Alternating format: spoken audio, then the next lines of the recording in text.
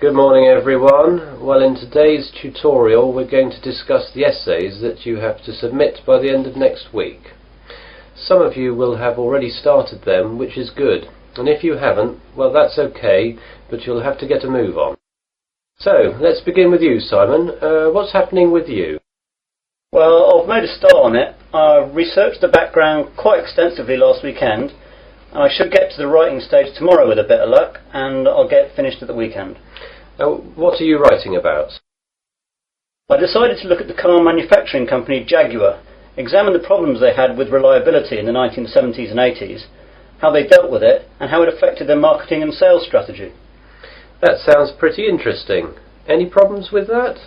At the start I had problems getting information from that far back, but after rooting around in the library I found some magazines which gave me information and also gave me references to find other stuff. It seems now the only problem is keeping to the 4,000 word limit. It just seems that I have so much to write about. It seems I'll need 5,000 or even 6,000 words to be able to cope. Yes, your essay title seems to me to be very wide-ranging. Would you think about cutting out part of it? How about looking at their sales and marketing strategy, but only mentioning the problems in the 70s and 80s and not going too far into it? That's a good idea. That will make it much easier to handle. By the way, how do you want us to hand in our work? Do you want us to drop in a hard copy to your office? You could do that, but I'd prefer it if you just emailed it to me as an attachment. You've all got my address. If not, give it to the secretary, clearly marked that it's for me. Right, Jennifer, how about you? I've not really got going on it yet, but I have decided on a subject. I'll try and do some research during the rest of this week, and I should get writing this weekend. Okay, what are you writing about then? I want to look into how supermarkets use market surveys to develop their product.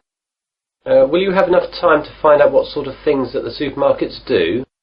You won't have much time for that. I should be okay. I've had a look in the stack system in the library and I found a magazine that surveyed all the UK major supermarkets and a trade publication that analysed the same things in Canadian supermarkets.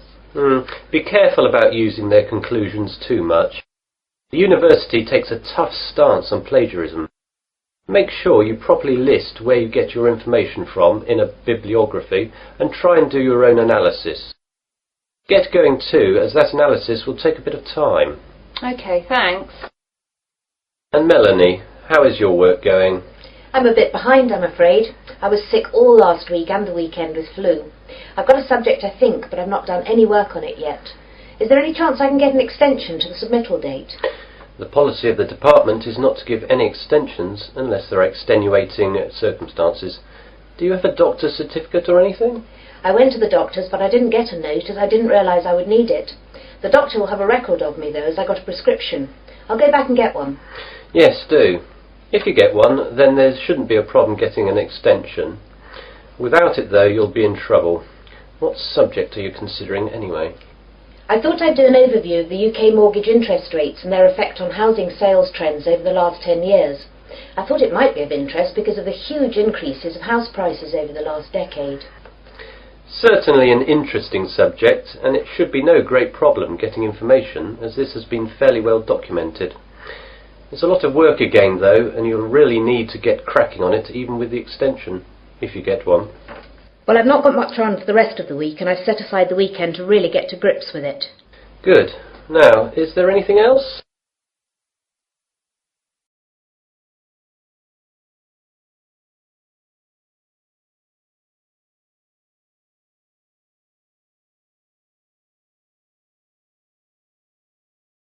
Good afternoon and welcome to this Earth Sciences lecture. Today we're going to look at tidal waves, or more correctly, tsunami. Deep below the ocean's surface, tectonic plates collide, and every once in a while these forces produce an earthquake. The energy of such submarine earthquakes can produce tidal waves which radiate out in all directions from the epicenter of the quake, moving at speeds of up to 500 miles per hour. When these waves reach shore, they can cause enormous destruction and loss of life. Tidal waves are actually misnamed. They are not caused by tides. A more accurate word for them is the Japanese name tsunami, which means harbour wave. They are also sometimes called seismic sea waves, since they can be caused by seismic disturbances such as submarine quakes. However, that name is not really accurate either, since tsunami can also be caused by landslides, volcanic eruptions, nuclear explosions, and even impacts of objects from outer space, such as meteorites, asteroids, and comets. Earthquakes, though, are the largest cause of tsunami. Tectonic plates cover the world's surface, and their movement can be detected anywhere in the world. Some areas of the world are more prone to greater movement, and it is in these places that the largest waves can occur. Large vertical movements of the Earth's crust occur at plate boundaries, which are known as faults. The Pacific Ocean's denser oceanic plates are often known to slip under continental plates in a process known as subduction. And subduction earthquakes are the most effective in generating tsunamis. A tsunami can be generated by any disturbance that displaces a large water mass from its equilibrium position. In the case of earthquake-generated tsunamis, the water column is disturbed by the uplift or subsidence of the sea floor. Submarine landslides, which often accompany large earthquakes, as well as collapses of volcanic edifices, can also disturb the overlying water column as sediment and rock slump down, and are redistributed across the sea floor. Violent submarine volcanic eruptions can create an impulsive force that uplifts the water column and generates a tsunami. Conversely, supermarine landslides and cosmic body impacts disturb the water from above as momentum from falling debris is transferred to the water into which the debris falls. Generally speaking, tsunamis generated from these mechanisms, unlike the devastating Pacific-wide tsunamis caused by earthquakes, dissipate quickly and rarely affect coastlines distant from the source area. Tsunamis are very hard to detect since they cannot be seen when they are in the deep ocean. The distance between two wave crests can be 500 kilometers, and because of this, the wave height is only a few feet. Because the rate at which a wave loses its energy is inversely related to its wavelength. Tsunamis not only propagate at high speeds, they can also travel great transoceanic distances with limited energy losses. As the tsunami reaches shallow water, however, its speed decreases, but the energy it contains remains about the same. Instead of travelling fast, the wave rises high. The National Oceanic and Atmospheric Administration has set up a seismic detection system to monitor earthquakes and predict the possible arrival of tidal waves for Pacific countries. Buoys at sea can also detect water pressure changes that can indicate tsunamis moving through the ocean. But when tsunamis originate near the shore, there is often little chance to warn people. Let's look at some examples of tsunami and their causes and effects. Some can be relatively harmless. In 1992, an offshore landslide caused a tidal wave of only about 3 feet high that struck at low tide. So Humboldt County, where it hit, got off easy with no casualties. On January 13th in 1992, a Pacific Ocean earthquake off the coast of San Salvador, registering 7.6 on the Richter scale, did not cause any ocean disturbance at all. However, a recent tidal wave which struck Papua New Guinea on July 17, 1998, was 23 feet high and killed at least 1,200 people. This wave was caused by a magnitude 7.1 submarine earthquake.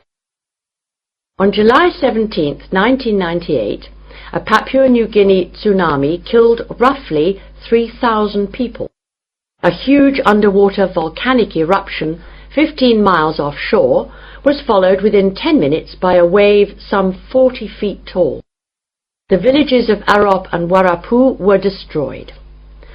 one of the worst tsunami disasters engulfed whole villages along Sanriku, Japan, in 1896.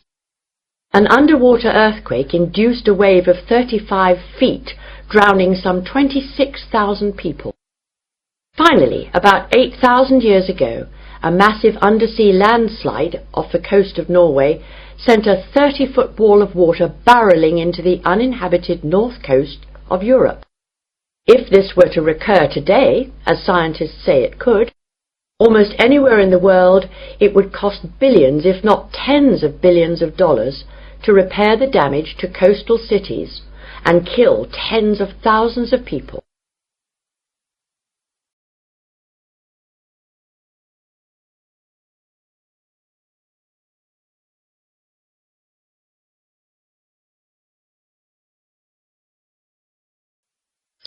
Hello, I'm new in the area and I'd like to join the library, please.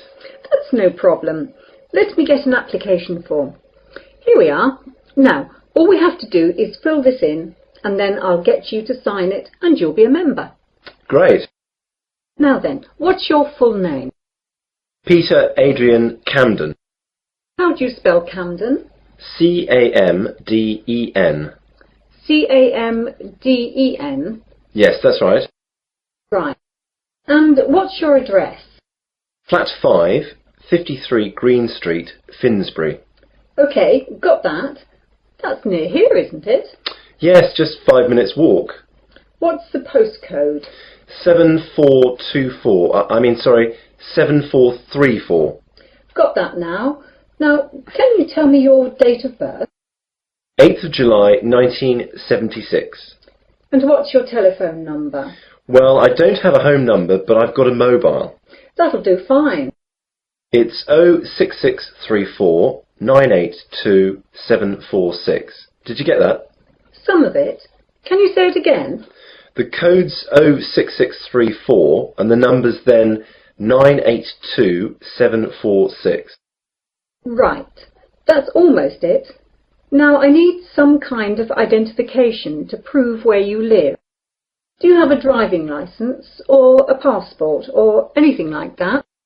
I'm afraid that everything I have has got my old address on it. Do you need it now? No, not now, but you won't be able to take anything out until we see that. Wait a minute. I've got a letter addressed to me here that arrived this morning. Will that do? Oh yes, that's a good idea. That will be fine. Let's look. OK, well that's finished.